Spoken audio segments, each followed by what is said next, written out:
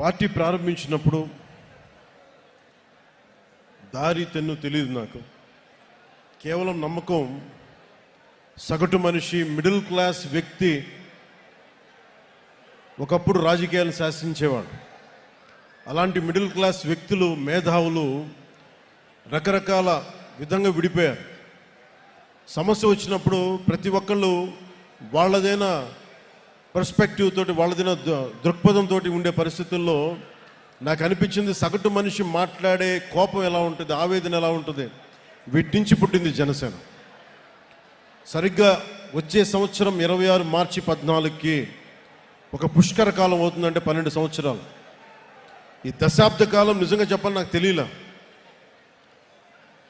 నా పిల్లలు పెద్దోళ్ళు అయిపోయారు. ఒకప్పుడు నేను వాళ్ళని ఎత్తుకునే స్థాయిలో ఉండండి, వాళ్ళు ఇప్పుడు నన్ను వాళ్ళు ఎత్తుకునే స్థాయిలో హైట్లు అయిపోయారు అందరూ.